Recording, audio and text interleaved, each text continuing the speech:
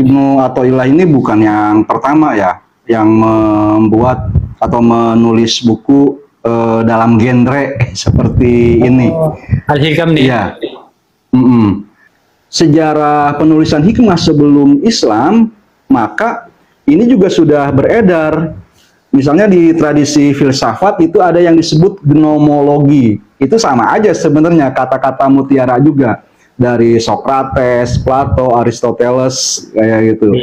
Yang isinya itu banyak yang ramah lah gitu dengan alam pikiran kita yang sudah didasari mengaji Quran dan hadis. Jadi seolah-olah para filsuf itu juga mengajarkan akhlak atau bahkan mendekati tauhid. Bahkan terus misalnya kalau kita cari kata-kata mutiara atau hikmah-hikmah dari filsuf sebelum Yunani, misalnya ke Cina, ke Buddha, Hindu, ke India gitu ya, dari Konfusius, Laozi, Siddhartha, itu kata-kata mutiaranya bagus. Tapi tentu saja ya kita harus uji atau seleksi dengan Quran dan hadis ya untuk menerimanya. Jadi kata mutiara versi Al-Hikam ini kalau dari segi genre itu adalah klasik. Mungkin tapi rahasianya mengapa misalnya ini menjadi karya yang sedemikian besar ya, banyak ulama yang mensyarahnya gitu. Ya kalau kita baca, saya baru sedikit baca Risalah Kusyairiyah itu yang sering disebut sama Pak Zainul Abidin.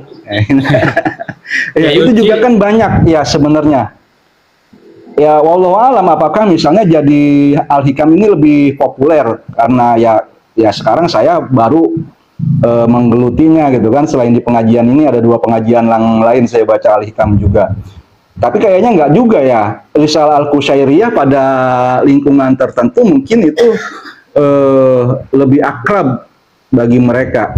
Sama seperti hadis masyhur itu kan ada yang masyhur di Kufah, masyhur di Madinah. Artinya masyhurnya pada golongan-golongan tertentu.